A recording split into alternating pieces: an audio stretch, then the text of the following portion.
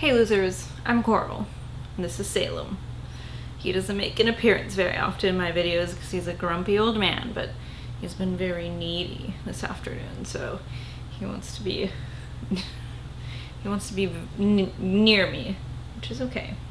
Usually he just hides and sleeps all day, but welcome to my channel. If you are joining me for the first time, Salem and I usually read things that are spooky and dark, like us. So if you're into that, welcome to the party. Today I'm here with the books that I bought in August.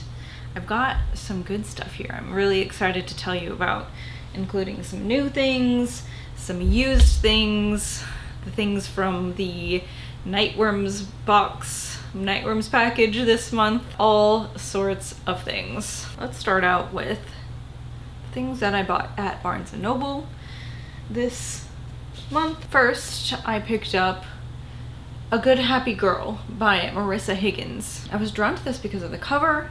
I saw this on social media and I was drawn to it because of the cover, and then I picked it up when I saw it at Barnes & Noble. But this is about a woman with a very troubled childhood past, things that have happened in her childhood, and now things that are happening in her present with her parents, and they are currently incarcerated, and so she's dealing with that.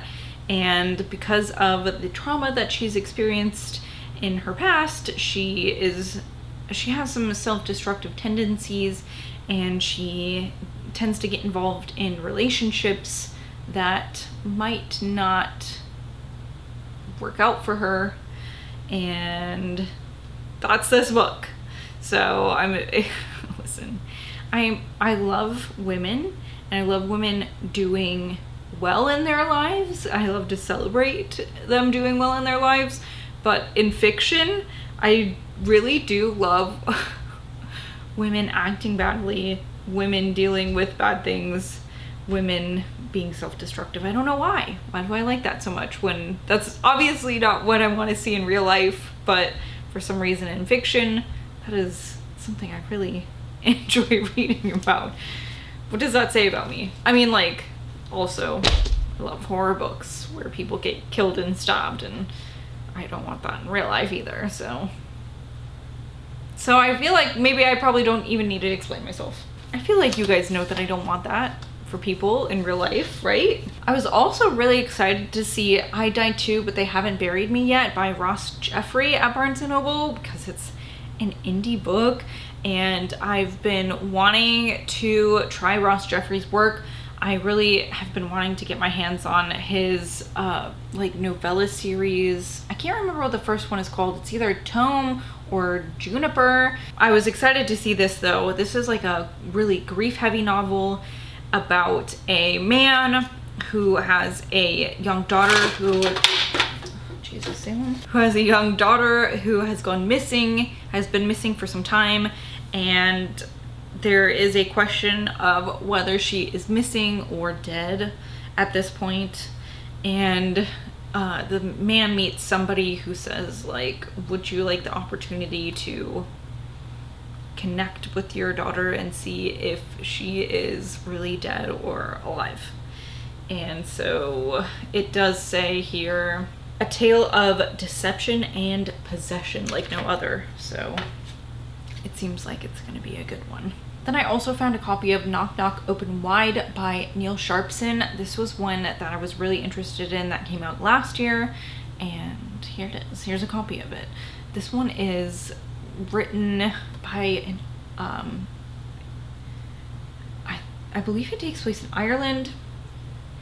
Has some Celtic stuff in it, and this is a book about like family, generational horrors, dealing with two women and one woman's like mother who has done something in her past that like inadvertently has affected her daughter now. And there's also something about like a children's TV show, which really reminds me of one of the seasons of what is that show? Is it called Channel Zero? I think it's Channel Zero, and then the first one was like Crystal Cove or something like that, where there was like a creepy TV show where people didn't remember it, almost like Mr. Magic by Kirsten White, how like only some people remembered the show existed, but it was like broadly people forgot that the show even existed, and there was almost like no history of it ever existing.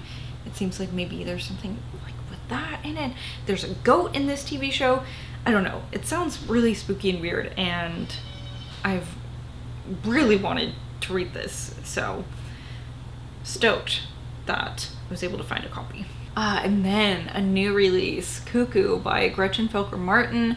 You might recognize that name. She wrote Manhunt, which was that was a wild ride. That novel was a wild ride. This one sounds really cool. This one takes place in the 90s. At least at first, I don't know if this is like one with split timelines, but at least like some of the events take place in the 90s. What takes place in the 90s is these teenagers being forced to attend a like gay conversion camp, and of course so traumatic, and then something happens there that now as adults they're forced to like revisit and deal with, and it says the fate of the world depends on it. So I don't know what the fuck that means, but also like cuckoo, is it like really like a cuckoo bird? I'm curious about that. I don't know if any of you have seen the new movie with Hunter Schafer in it, Cuckoo. That was really good. I really liked that. And now I'm wondering, like, do we have more cuckoo horror coming out this year? Wouldn't that be so crazy? It's so crazy how that happens, just like these weird little niche things, and then all of a sudden it'll be like, you know, multiple things in the media have these ideas at the same time. And you know, it's not like, I mean, sometimes you get people that are inspired by these things, but sometimes it's just like, just the way brains are, right? It's so weird. I also picked up Brutes by Diz Tate. This takes place in Florida. This is about a group of 13-year-old girls who are really interested in a slightly older girl who is a preacher's daughter, and then that girl goes missing. That's really all I know about this. Very interested in this. It seems, I mean, like, books set in Florida are really something special. I don't know why. Maybe I just need to do a whole video on books set in Florida, because something about Florida, it really lends itself to some like almost magical realism stuff. Salem, you're making it hard for me to add to my book pile. He just doesn't even care. He just wants to make biscuits on my unclothed legs. I am wearing shorts. I'm not pantsless. But my legs have no defense from his biscuit making. He doesn't even care. I also picked up a couple novellas to get ready for October. So the first one here is All Hail the House Gods by Andrew J. Stone. This is about houses that eat children, like people making sacrifices to children eating houses. So fucking weird.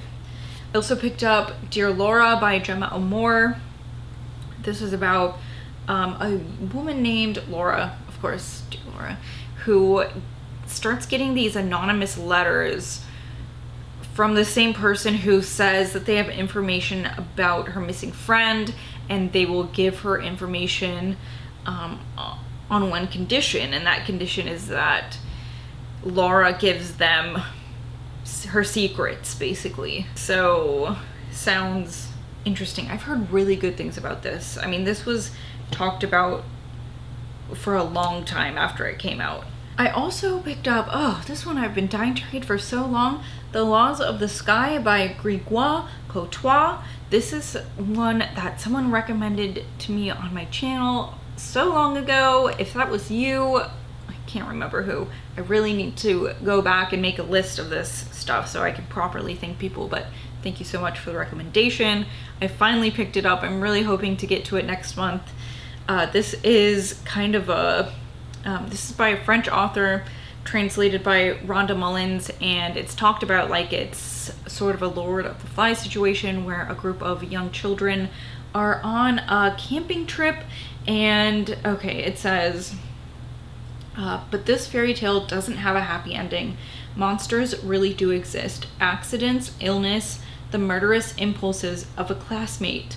One by one, happily ever after evaporates for the children and their chaperones, as one by one, like all nature's creatures, they must learn the laws of the skies. So, ooh, it sounds dark. It sure does, doesn't it, meow meow?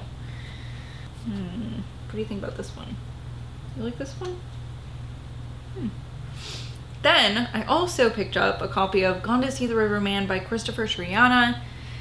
I read one of his books and I was really lukewarm about it, but this is the one that I see people really love, and I just feel like before I say I don't know if I like his books, I want to read the one that people say is the best, right?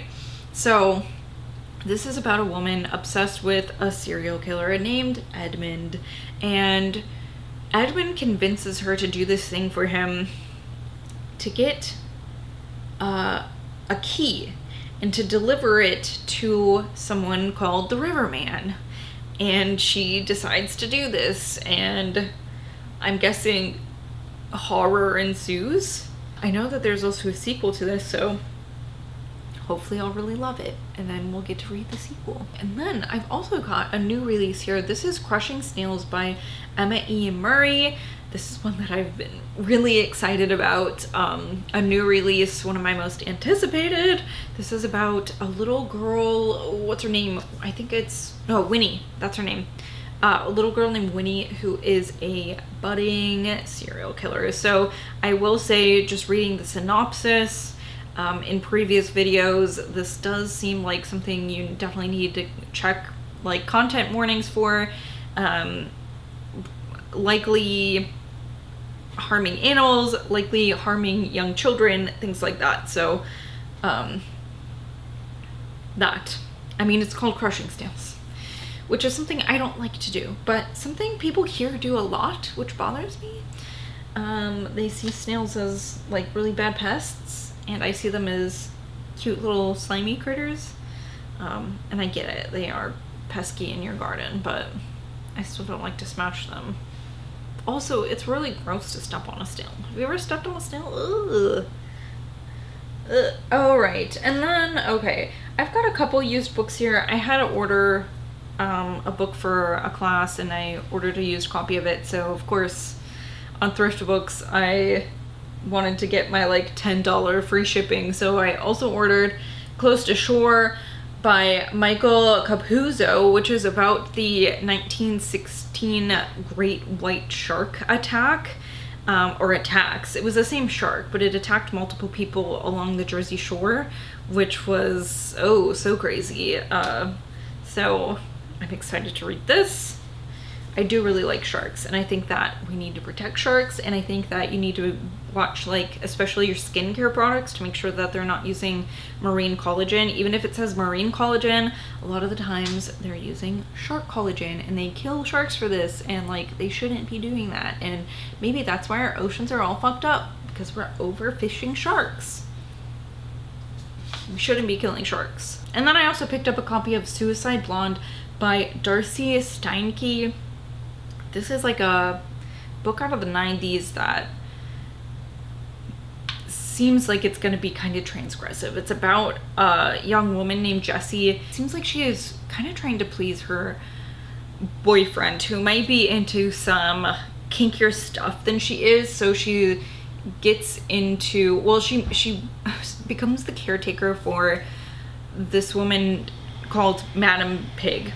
And Madam Pig has a daughter who deals in some of this underground stuff, and then Jessie gets involved in that. And I mean, that's really all I know.